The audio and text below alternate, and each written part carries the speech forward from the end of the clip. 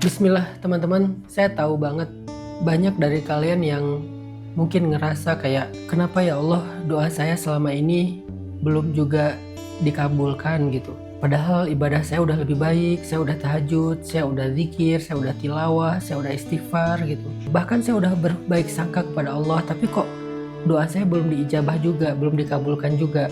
Kok hidup saya masih banyak masalah, difitnah sama orang, diomongin negatif sama sosial media, dituduh melakukan hal yang sebetulnya nggak saya lakukan, malah saya udah diem tapi mereka masih tetap aja terus-terusan menyakiti saya dengan cara omongan dan seterusnya gitu.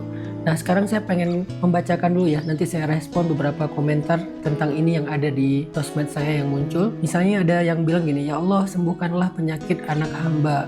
Udah sebulan lebih di rumah sakit, nggak tega liatnya ya Allah. Itu pasti berat banget buat orang tua. Ada juga yang ngomen kayak gini, hari ini tepat ultahku yang ke-30 tahun.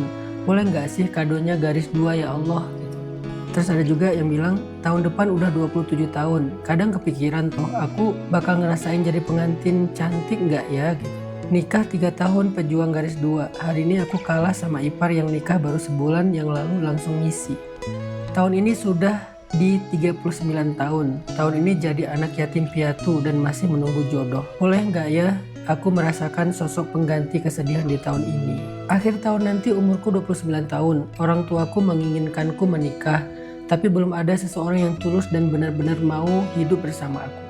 Tuhan, usia kedua orang tuaku semakin bertambah. Tolong kabulkanlah keinginan orang tuaku dan berikanlah mereka kesehatan dan umur panjang, supaya mereka bisa melihat aku menikah dengan seseorang yang benar-benar sayang sama anaknya. Tahun depan 10 tahun pernikahan, Tuhan tolong hadirkan malaikat kecil keturunan suami di rahimku ya Allah. Memasuki 6 tahun masih jadi pejuang garis 2 di tahap legowo. Masih terus meyakinkan diri sendiri kalau ada waktunya Allah dan itu yang terbaik. Tahun ini tahun ke-12 jadi single mom untuk 3 anakku. Dan tahun ini tahun ketiga menjadi cancer survivor. Gak apa-apa kan ya Allah, pasti masih kuat kan buat melewatinya sampai akhir. Teman-teman yang dirahmati Allah SWT, kata para ulama, sesungguhnya pertolongan Allah itu datang bersama dengan penantian atau bersama dengan kesabaran. Dan segala sesuatu itu ada waktunya. Salah satu ibadah tertinggi di sisi Allah itu adalah menunggu pertolongan Allah ketika kita sedang susah. Jadi intidharul faraj min indillah afdalul ibadah, kata ulama. Menunggu datangnya pertolongan Allah atau jalan keluar ketika kita lagi ada kesusahan, itu ibadah yang paling afdal. Kita pasti pernah mendengarkan bahwa salah satu tujuan Allah menciptakan kita itu adalah untuk beribadah kepada Allah.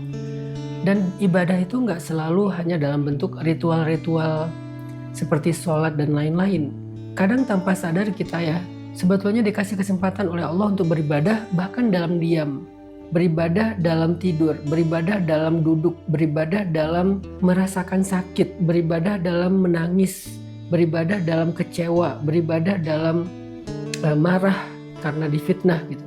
Ibadah seperti apa? Ibadah tadi, yaitu sabar menunggu datangnya keajaiban dari Allah. Kita diam aja dalam ujian, kita tidak berputus asa, kita tidak berkeluh kesah secara berlebihan, itu tuh udah ibadah teman-teman. Bahkan kata ulama, afdalul ibadah, ibadah terbaik. Ibadahnya para nabi, ibadahnya Ayub, ibadahnya Musa, ibadahnya Ibrahim, ibadahnya Nabi Muhammad SAW, ibadahnya para solihin. Ibadah mereka itu bukan sekedar ritual, justru ibadah terbaik mereka itu adalah kesabaran menunggu pertolongan Allah ketika dalam kesusahan. Maka buat kalian yang ngerasa kayak doa kalian belum diijabah, sebetulnya bukan gak diijabah. Allah lagi ngasih kalian kesempatan untuk beribadah dengan ibadah terbaik, yaitu menunggu. Tunggulah gitu. Ala inna nasrullahi qarib. Bukankah pertolongan Allah itu sudah dekat? Arti sudah dekat di sini tuh sebentar lagi. Jadi kamu tunggu aja. Bukan gak diijabah, tapi sebentar lagi akan datang. Sebentar lagi di sini Allah lebih tahu rahasianya. Walaupun ujian bukan berarti mudah gitu. Nanti kalian renungkan deh firman Allah di dalam surat Al-Baqarah 214 yang tadi saya sebutkan akhir ayatnya ya. Allah berfirman, A'udzubillahi minasyaitonirrajim. Bismillahirrahmanirrahim. Am hasibtum an tadkhulul jannata wa lamma ya'tikum mathalul ladzina khalaw min qablikum مستهم البأساء والضراء وزلزلوا حتى يقول الرسول والذين آمنوا معه متى نصر الله ألا إن نصر الله قريب. Apakah kalian mengira akan dibiarkan saja atau kalian akan masuk ke dalam surga sementara belum datang kepada kalian ujian-ujian yang pernah datang kepada orang sebelum kalian? Mereka ditimpa dengan ujian fisik, ujian harta, ujian perasaan, sampai Rasul dan orang-orang yang beriman bersamanya bertanya, kapan datangnya pertolongan Allah?